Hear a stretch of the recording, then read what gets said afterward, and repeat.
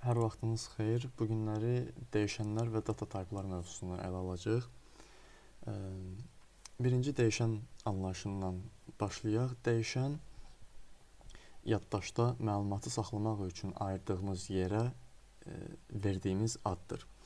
Data type isə bu dəyişənin nə cür bir məlumat saxlayacağı, bu məlumatın yaddaşda nə qədər yer tutacağı və bu məlumat üzərində hansı əməliyyatların apara biləcəyini təyin edən anlayışdır. Data typelar Java'da iki hissəyə bölünür. Primitiv tiplər və referans tiplər. Primitiv tiplərdən başlayacağıq. Primitiv tiplər Java'dakı digər bütün data tiplərin üzərinə qurulduğu data tipidir. Yəni digər bütün data tipləri primitiv tiplər üzərində qurulmuşdur. Özündə tam ədəd saxlayan primitiv tiplərdən başlayaq. Byte, short, int və long. Proqramlaşdırmada, praktikada bizə byte və short çox da bizim ehtiyacımız olmayacaq bunlara. Ən çox int və longdan istifadə edəcəyik. Byte yaddaşda 1 byte yer tutan, -128 və 127 arasındakı ədədləri özündə saxlaya bilən data tipidir.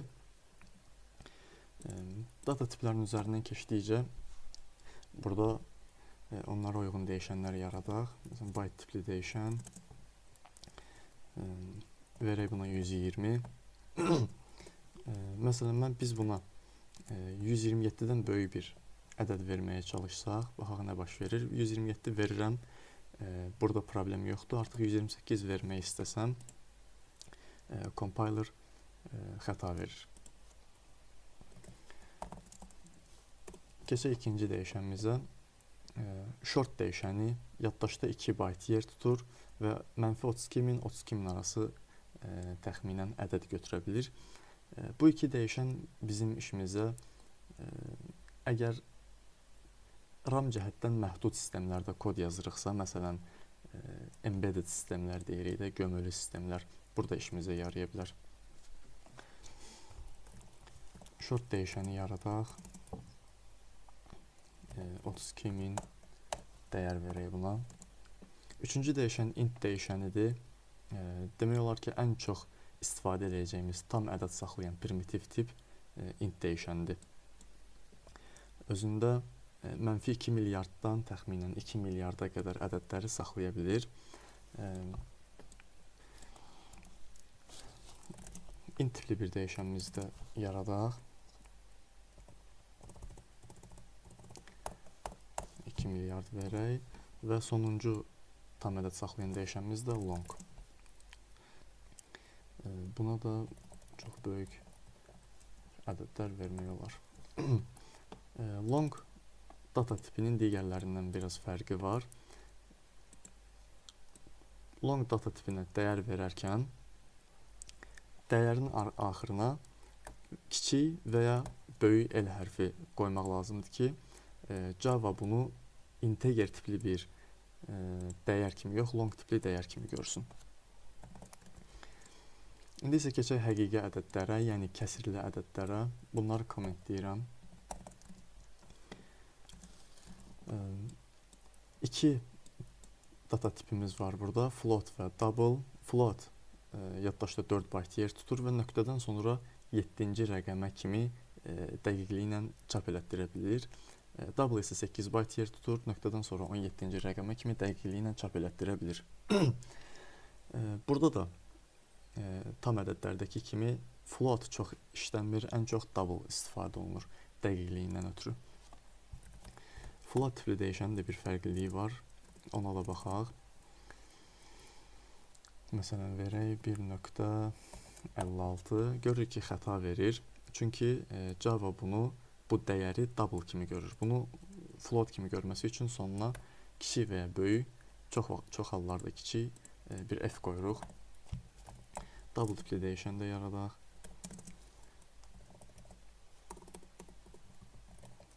Burada heç nə qoymağa ehtiyac yoxdur, çünki Java avtomatik bunu double tipli dəyər kimi görür. Gəlin bunları bir çap elətdirək və bu nöqtədən sonraki dəqiqliyinə də onu görək. Float tipli dəyərimizi biraz artırıram. və çap elətdirirəm.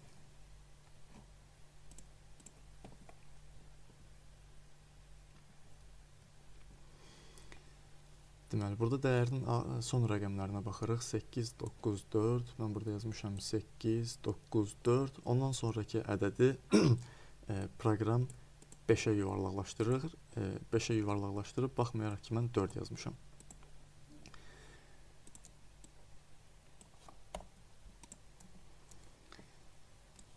Keçək digər iki primitiv tipə. Birinci tipimiz chardır. İngilis dilindəki karakter, yəni simvol sözünün qısaltmasından alınır. Özündə klaviaturada gördüyümüz hər hansısa bir simvolu saxlayır. Bu hərf də ola bilər, böyük və ya kiçik, bu bir rəqəm ola bilər və ya məsələn ət işarəsi və ya DS işarəsi ola bilər. Bunu çap elətdirməyə çalışsaq, görəcək ki, həmin simvolu çap eləyir. Sonra bunun ardınca boolean gəlir. Özündə sadəcə iki dəyər saxlaya bilir. True və ya false keywordlərini saxlayır özündə.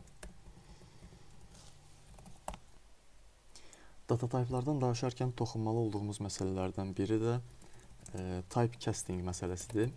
Proqram yazarkən bizim ehtiyacımız ola bilər ki, elə bir məqam gələ bilər ki, biz int tipli bir dəyişəni floata çevirək, yəni floata çevirib sonra çap elətdirək. Onu burada simulyasiya eləyək. Məsələn, int tipli dəyişənim var, A. Mən buna verirəm 54. Sonra lazım olur ki, B, float tipli B dəyişənimə intin dəyərini mənimsədirəm. Burada mən B-ni çap elətdirsəm, görəcəm ki, mənim qarşıma int tipli bir dəyər yox, float tipli bir dəyər çıxır. Baxmayaraq ki, mən float tipli dəyişənimə int tipli bir dəyər mənimsətmişəm. Bu Java'da typecasting, casting adlanır və castingin iki növündən birini görürük burada. O da implicit castingdir. Yəni nə? Gizli casting. Java burada casting əməliyyatını, yəni tam ədəd tipli, integer tipli bir dəyəri floata çevirmə əməliyyatını özü yerinə yetirir. Yəni mənim burada əlavə bir kod yazmağıma ehtiyac yoxdur. Gəlin indi bunun castingin ikinci növünə baxaq. Məsələn, mənim int tipli yeni bir dəyişənim var, 54 və mən bunu proqramın arasındasa byte-a çevirməli oluram. Yazıram byte b bərabərdir a və proqram burada complain edir, xəta verir. Deyir ki, burada tələb olunan tip byte-dır, siz isə int vermisiniz. Bu nəyə görədir? Çünki int tipli dəyişən yaddaşda tutduğu yerə görə byte tipli dəyişəndən çox daha böyük bir ədəd götürə bilər özünə və əgər mən bu böyük ədədi gətirib byte-a mənimsətməyə çalışsam, artıq overflow olur. Byte tuta biləcəyindən daha böyük bir ədəd götürmüş olur və burada mən əlavə bir sətir kod yazmalı oluram. Bu şəkildə dəyişmək istədiyim, yəni kəst eləmək istədiyim tipi, kəst eləmək istədiyim dəyərin qarşısında mötərizə içərisində yazıram. Bu da castingin ikinci tipidir. Adlanır explicit casting. Niyə explicitdir? Çünki mən explicit şəkildə, yəni açıq aydın şəkildə burada deyirəm ki, bu A dəyərini byte tipinə kəst elə. Gəlin baxaq, hansı hallarda casting əməliyyatı implicit gedə bilər, hansı hallarda biz onu explicit eləməli olarıq. Byte-dan short-a keçərkən, short-dan int-ə keçərkən, int-dən long-a, byte-dan long-a və ya long-dan float-a və float-dan double-a. Yəni, ümumən desək, kiçik həcmli bir tipdən böyük həcmli tipə keçərkən Java bu əməliyyatı implicit şəkildə bizim heç bir yəni işdə əlimiz olmadan avtomatik aparır.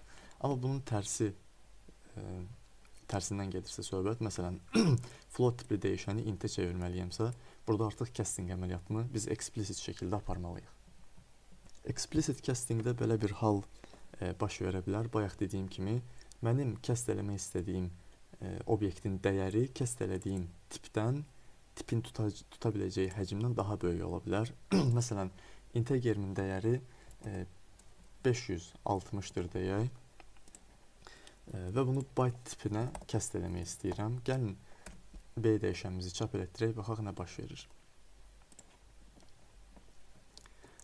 Gördüyümüz kimi 48, yəni bizim burada qeyd eləmədiyimiz bir ədəd çıxdı. Bu necə oldu? Bunun necə olduğunu belə yoxlaya bilərik. Int dəyişənimizə byte-ın tuta biləcəyi maksimum ədəddən bir rəqəm çox verirəm. Yəni bir ədəd daha böyük bir ədəd verirəm. Byte normalda maksimum 127 tuta bilərdi. Mən int-ə 128 verdim və bunu byte-a kəsr eləyirəm. Gördüyümüz kimi biz aldıq mənfi 128. Bu niyə belədir? Bizim byte tipli dəyişənimizin tuta biləcəyi minimum ədəd 128, maksimum ədəd isə 127-dir. Və biz bura 127-dən daha böyük bir ədəd yerləşdirməyə çalışanda proqram avtomatik bizi qaytardı, necə deyək, ən başa.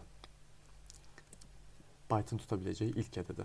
Mən gəlib burada 129 versəm, artıq kəsr olunanda byte mənfi 127 alacaq. Biraz da böyük versəm, mənfi 126, 125, 124 bu şəkildə gedəcək.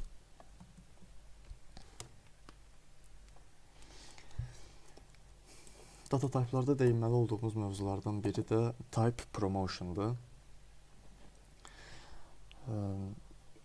Type promotion nədir? Byte, short və char tipləri üzərində gedən hər hansısa bir aritmetik, yəni riyazi əməliyyat onları çevirir int tipli, yəni promote eləyir int tipli bir dəyişənə. Məsələn, mənim byte tipli 2 dənə dəyişənim var. A dəyişəni və B dəyişəni və mən bunlar üzərində toplama əməliyyatını aparıram. Deyək ki, A plus B. Zahirən elə görünür ki, mən byte tipi ilə byte tipini toplayıram və nəticədə məntiqən byte olmalıdır. Amma Java'da bu başqa cürədir. Mən bunların cəmini C dəyişəndən mənimsətməyə çalışsam və C dəyişəninin tipini byte versəm, proqram compiler xəta verir. Baxaq xətaya, deyir, burada tələb olunan tip byte'dır, amma siz int vermişsiniz. Yəni proqram bunların cəmini int olaraq görür. Mən burada gəlib tipi int-ə dəyişsəm, artıq problem ortadan qalxır. Bu oldu. Adı qeyd eləmədim bura. Type promotion. Byte tipli dəyişənlər üzərində gedən əməliyyatlar, short tipli dəyişənlər üzərində gedən, yəni riyazi əməliyyatlar və həmçinin char tipli dəyişənlər üzərində gedən riyazi əməliyyatlar promote olunur int tipli dəyişənə. Short da byte kimidir və bunları dəyişib göstərmək olar. Mən burada cəmin tipini gəlib short-a dəyişməyə çalışsam, yenə problem yaranır. Deyir, int olmalıdır, int-ə çevirəndə problem ortadan qalxır. Char tipli dəyişəndə necədir? Yəni, char biz dedik ki, özündə simvol saxlayır. Yəni, simvol üzərində necə riyazi əməliyyat aparmaq olar? Char tipli dəyişən yaradaq. Bir dəyər verək, ət işarəsi. Char tipli dəyişənlər dəyişəni Unicode'dakı sıra sayına görə saxlayır. Məsələn, mən burada ət yazmışam, amma arxa fonda iş necədir? Burada, yəni A-nın dəyəri ət işarəsinin Unicode cədvəlindəki sıra sayıdır. Onu hardan bilə bilərik? System out println A deyirəm, amma burada A-nı kəsr eləyirəm int-ə. Baxaq nə çıxır? A elementinin Unicode'dakı sıra sayı. Və bu özündə sıra sayını saxlayır deyənə, sıra sayda bir int olduğuna görə onun üzərində əməliyyatlar aparmaq olar, riyazi əməliyyatlar aparmaq olar. Gəlin baxaq. Mən deyirəm ki, A plus 1. Bu bir riyazi əməliyyatdır Və gəlin baxaq bunun nəticəsinin tipi nə olur?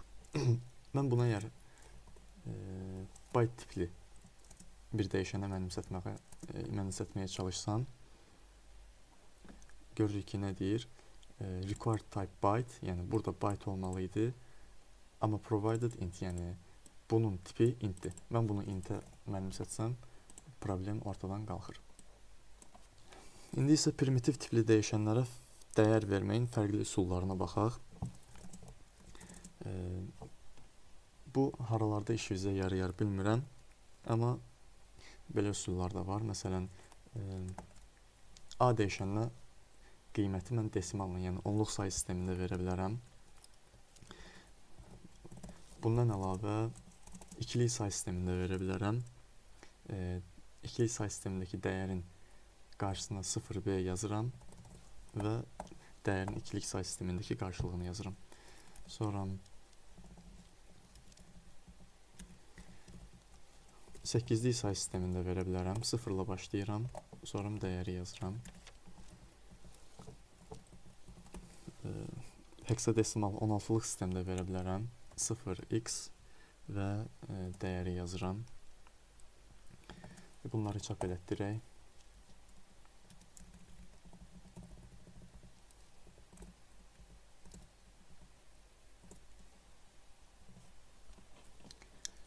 Gördüyünüz kimi hamısı onluq say sistemində 10'dur.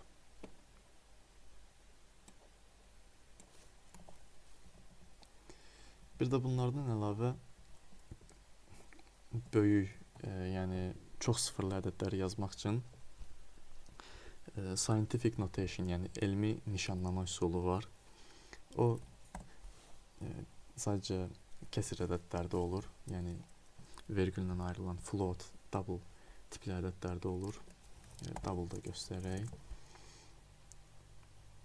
Yazıram ki 1, y, 5. Yəni 1 və arxasıca 5 dənə 0. Çap elətdirək. Gördüyünüz kimi 5 dənə 0.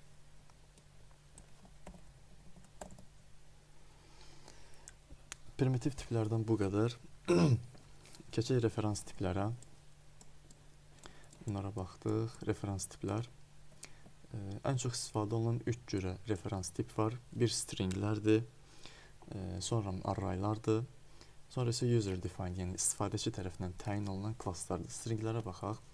Stringlər primitiv tiplərə oxşasa da referans tiplərdir. Özlərində tekst, yəni mətn saxlayırlar. Məsələn, bura İsa yazsaq, biz bunu çap elətdirsək,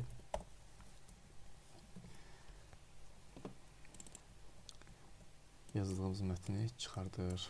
Sonra arraylərdir. Məsələn, int tipində elementlər tutan array yaradaq. Və ya elə qabaqcadan bunun qiymətlərini verək. Bunları uncomment eləyim. Bir də user defined klasslardır. Onu indi göstərəcəm. Referans tiplərlə primitiv tiplərin fərqi nədir? Bunların fərqi yaddaşda saxlanma üsullarındadır.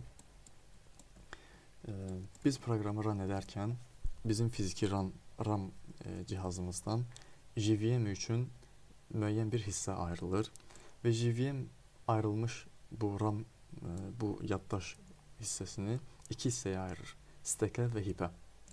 Bayaq baxdığımız primitiv tiplərdə dəyişənlərə mənimsətdiyimiz dəyərlər dəyişənlərin özü ilə birlikdə stackdə saxlanırdı. Məsələn, biz yazanda ki int a bərabərdir nəsə, a eləməyək bunu. Yaddaşda saxlanma üsulu belə idi. A adlı bir yer təyin olunurdu yaddaşda, stackdə və onun içərisində bizim dəyərimiz saxlanırdı. Referans tiplərdə isə bu proses biraz fərqlidir. Məsələn, biz yazanda ki string a bərabərdir İsa, dəyişən yenə özü stackdə saxlanır. Bunun adını dəyişək. dəyişən özü yaddaşda saxlanır, amma dəyişənə verdiyimiz, mənimsətdiyimiz dəyər artıq heapdə saxlanır.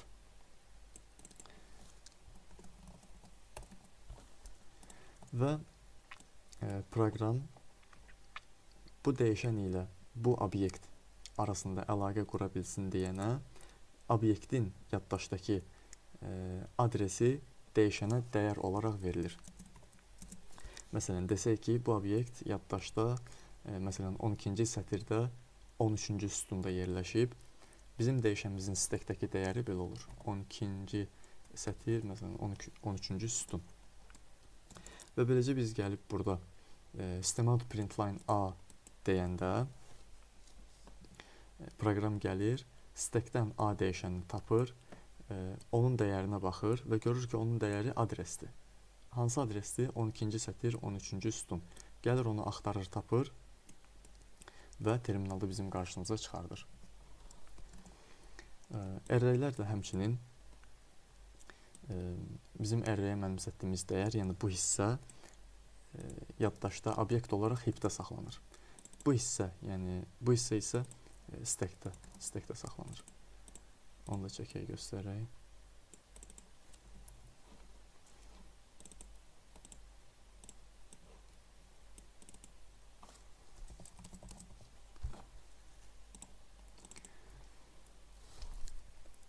Və obyektin heapdəki adresi bizim array dəyişənimizə və arr dəyişənimizə dəyər olaraq verilir. Məsələn, 12-ci sətir, 14-cü sütun. Stringlərə baxdıq, arraylərə baxdıq. Gəlin, indi user-defined klasslara baxaq. Çünki o klasslar vasitəsilə yaratdığımız obyektlər də yaddaşda referans tip kimi saxlanır. Bir klass təyin edək. Bu klass olsun, məsəl üçün, car klassı. Və car klassına bir neçə field təyin edək. Məsələn, string tipli brand fieldı, həmçinin string tipli color fieldı və int tipli il, maşının ili. Bu üç fieldı təyin edirəm. Bu klassdan bir obyekt yaradaq. Obyektimizin tipi car olacaq, adı car1 olacaq və dəyəri isə bir car obyekti olacaq. Deməli, mən bunu yazsam və run knopkasına bassam, yaddaşda bu prosesləri gedəcək. Bayaq göstərdiyim kimi. Dəyər stekdə yaradılır, car1. Sonra obyekt heapdə yaradılır, məsələn, car obyekti. Gəlin, bu car1 dəyişənə bəzi fieldlarına qiymətlər də verək. car1 branda BMW deyirəm, car2 rənginə məsələn qırmızı deyirəm, ilinə də məsələn 2000 deyirəm. Baxaq bu yaddaşda necə saxlanılır. Obyektin tipi car olacaq və obyektin daxilində bəzi fieldlar olacaq. Bizim verdiyimiz fieldlar, məsələn, brand, BMW, rəng, qırmızı, ildə 2000 təyin elədik. Bizim burada yazdığımız kodda kodun bu hissəsi işə düşəndə bu metod, car metodu geriyə bu obyektin yaddaşdakı adresini qaytarır. Sanki bu işə düşür, obyekt burada yaranır və bu silinir, bunun yerinə gəlir, məsələn, 12-ci sətir, 15-ci sütun. Nəticədə nə olur? car1 dəyişəninin qiyməti bərabər olur buna. O da gəlib burada öz əksini tapır.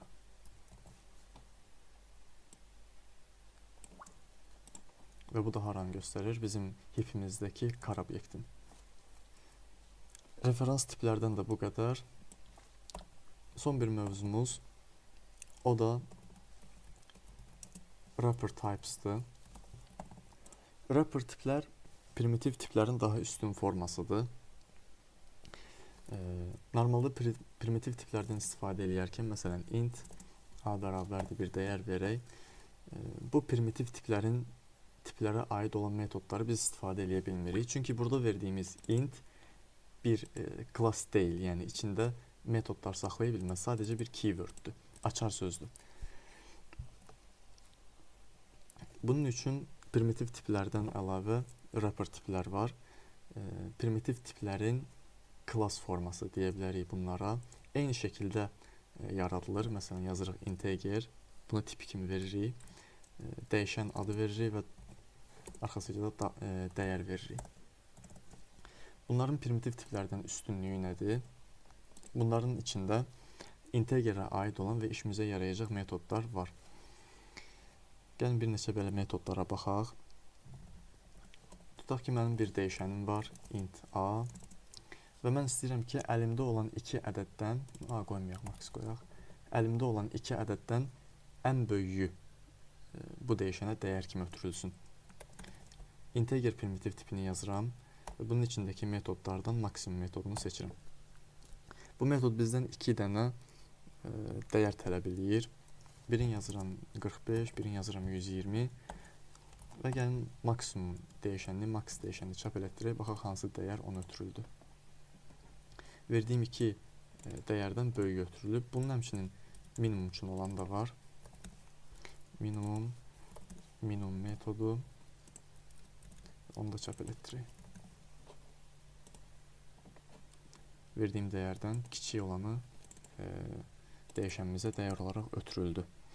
Sonra integerin içindəki metodlardan biri də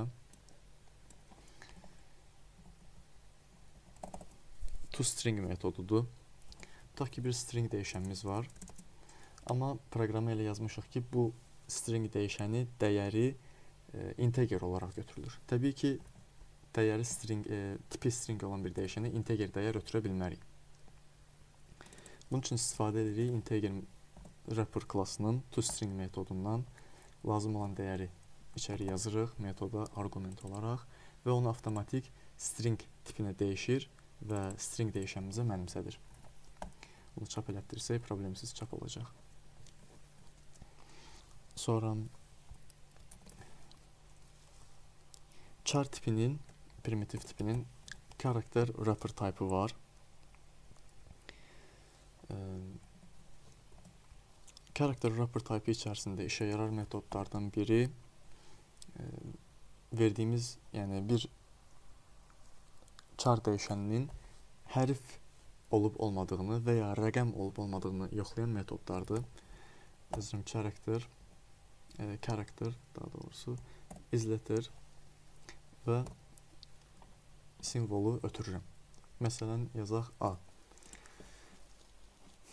Proqramı run eləsəm, bura yazdığım simvolun hərf olub olmadığını boolean şəkildə çıxartacaq bizə. A hərf olduğu üçün burada çıxardı true. Yəni bunun yerinə bir rəqəm yazım 1. Çıxardır false. Və bunun rəqəm üçün olan da var. isDigit metodu. 1 ötürmüşük, true çıxartmalıdır. Çünki bir rəqəmdir. Sonra boolean wrapper type'ımız var. Və onun metodlarından biri də parse boolean metodudur. Stringi götürür və onu booleana çevirir, boolean dəyərə çevirir. Məsələn, biz yaza bilərik ki, string tipində true. Normalda biz bunu bir boolean dəyərə mənimsədə bilmərik, çünki bu stringdir. Amma bu metod vasitəsilə bunu eləmək mümkündür. True çıxartdı. Yəni burada çıxarılan string deyil artıq. Boolean tipli dəyişəndir. False eləsəm, false çıxartacaq və bura true'dan başqa ümumiyyətlə nəsə yazılsa, məsələn random bir şey yazaq, burada false çıxardır.